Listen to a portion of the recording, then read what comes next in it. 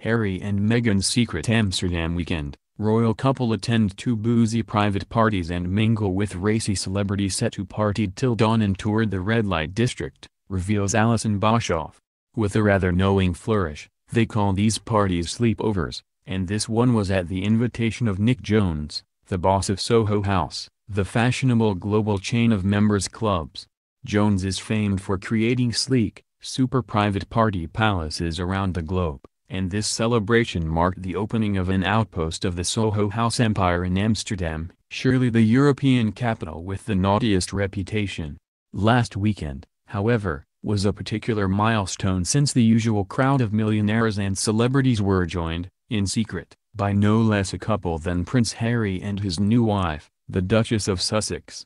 The Duchess joined the club chain when she was playing Meghan Markle and filming her legal drama, Suits, in Toronto 4 years ago. I have discovered that the royal couple, having arrived in Amsterdam on Friday afternoon and left on Sunday, attended two boozy private parties with Jones and his friends. One fellow guest tells me there was a sense of a new court forming around them, a group who are mostly friends of Meghan's, including Oscar-winning actor Eddie Redmayne. The Oscar-nominated American actor Stanley Tucci was also in town for the shindig.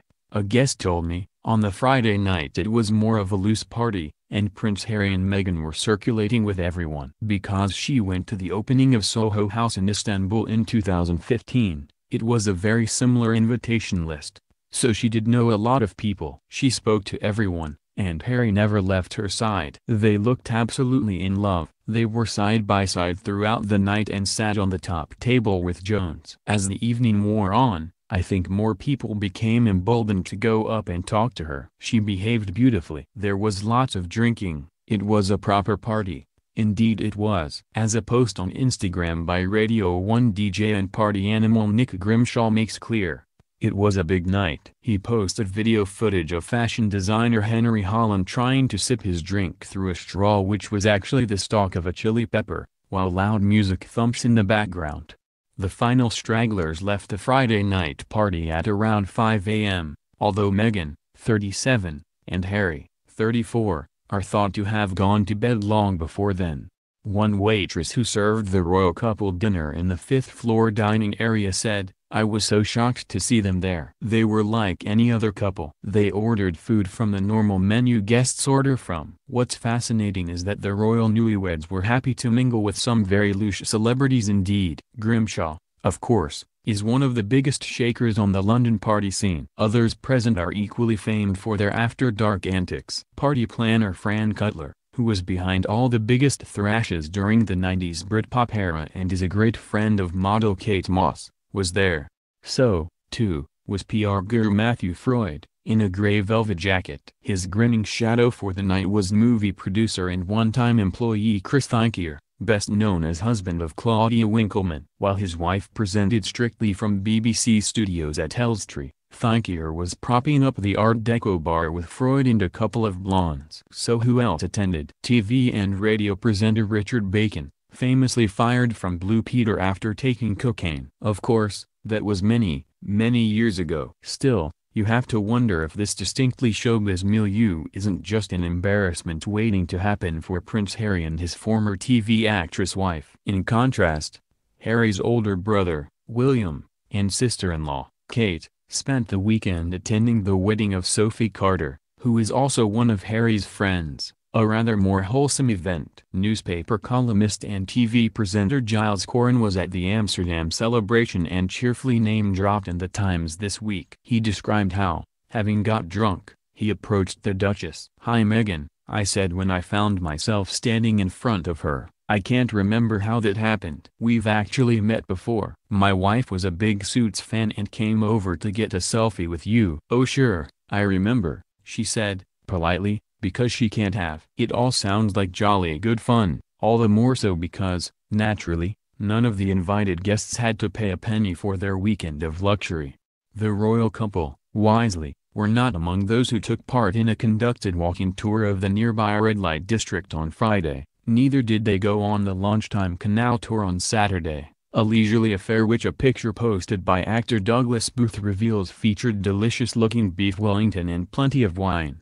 A source said, The royal couple stayed in the hotel for security reasons and because they didn't want to be photographed. The boats had see-through roofs. When there were drinks on Saturday before the dinner, they also hung back in a separate area, chatting quietly with friends. On Saturday night, Harry and Meghan were seated at one discreet end of a long table, and were served lobster spaghetti, followed by tiramisu. Meghan, smiling and giggling, had a glass of red wine in front of her. Perhaps it was her favorite Tignanello, on the Soho House menu at £115 a bottle, while Harry seemed to be drinking vodka cocktails. The couple spent a long time in conversation with old Etonian actor Eddie Redmayne, 36, who was in Prince William's year at school, and who attended with his wife of 4 years, Hannah, 35. They also hung out with 50 Shades actor Jamie Dornan, 36, and his wife Amelia Warner, also 36, plus the pillow-lipped Riot Club star Douglas Booth, 26, and his actress girlfriend Belle Powley, 26. Victoria actress Jenna Coleman, 32, who has known Harry for several years, was there and in their gang. Indeed, there was once talk of a romance between her and the prince after they were spotted having a tete-a-tete during a charity polo match in Ascot in 2015. Most time of all, though, was spent with the flamboyant Marcus Anderson, Meghan's pal who nabbed a prime spot at their May wedding and who oversaw their first and second dates, both at Soho houses where he worked, in London and Toronto. He's her great friend, I'm told. Another Soho House source says, he has been impeccably discreet about the romance and they are very, very close indeed. It's a very tight court. They were with Marcus a lot over the weekend. It seems that Urbane Anderson, who is jovially known as Ladia, is a great influence on the newlywed Duchess. Indeed, I can reveal that a rosé wine named in his honor was served at her wedding reception at Frogmore House in Windsor in May. It is one of the wines served at all the Soho houses. On Sunday morning, Harry and Meghan left the Art Deco building on the single canal after breakfast. Fellow guests suggest that Meghan had the fruit salad and granola. If either of the Sussexes had enjoyed treatments at the Cowshed Spa, or used the top-grade gym or rooftop pool, no one seems to have seen them doing so. The weekend visit underlines the special place Soho House holds in Meghan's heart. Even her friendship with royal wedding guest Amal Clooney seems to have been fostered via the clubs, of which Mrs. Clooney is a member. Soho House was set up in 1995 as a club for people in the creative industries, and quickly became famous as a place where anything goes. Mobile phones are banned, and the taking of pictures is also verboten, which perhaps makes it doubly attractive to Meghan and Harry and to the many celebrities who carry its distinctive black and purple membership card. It's the epicenter of showbiz and society life. You might find David Tennant propping up the bar a few yards away from Princess Eugenie and Hugh Grant, Coldplay star Chris Martin canoodling with 50 Shades actress Dakota Johnson in one corner, and George and Amal Clooney dining in another. Harry and Meghan are regulars at trendy rural offshoot, the Soho farmhouse in the Cotswolds, where they come into contact with Victoria and David Beckham. Both couples have houses nearby. Meghan and Harry rent their weekend house, while the Beckhams own a converted barn. Meghan has been a member since 2014, when she was introduced to Marcus Anderson by her previous boyfriend, chef Corey Vitiello. Anderson had started out as a waiter at Soho House in London, and was the Soho House Global Membership Director for years, meaning his job was to decide which moneyed hipsters gained entry to the private clubs.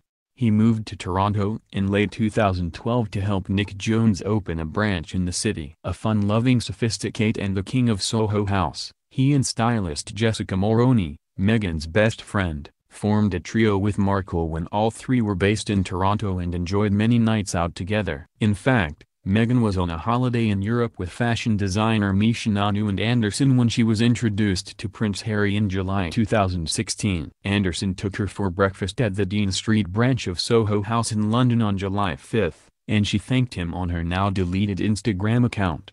At some point around this time, he arranged for her to have a private room for her first date with Prince Harry. As the Harry-Meghan romance blossomed, it was conducted in Soho houses around the world. Anderson also arranged her hen party at Farm Cottage, a 4-bedroom house away from the rest of the complex at Soho Farmhouse. Freshly baked bread was waiting for Meghan and her guests, Ready mixed Negroni cocktails were among offerings in the bar, and cashmere hot water bottles were provided to ward off the seasonal chill in every bedroom.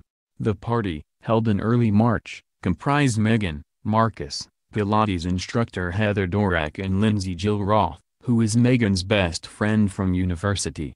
The main event was a lunch on Sunday, served around the cozy wooden table of the cottage, and provided by the renowned catering staff at Soho Farmhouse. There was also an Oscar screening party on the Sunday night, with sushi being brought over on one of the hotel's pastel-painted milk floats from the Penyen Japanese restaurant in the boathouse. This time around, in Amsterdam, the invitation for the weekend sleepover came with the promise of eating, drinking, napping, dancing, boats and bikes. The event happily coincided with the 55th birthday of Soho House owner Nick Jones. His second wife, the Scots-born broadcaster Kirsty Young, gave a short, heartfelt speech about her husband's sterling qualities on the Saturday, and Meghan and Harry joined in with the cheers and clapping afterwards. But then they are very much members of the Soho House family now.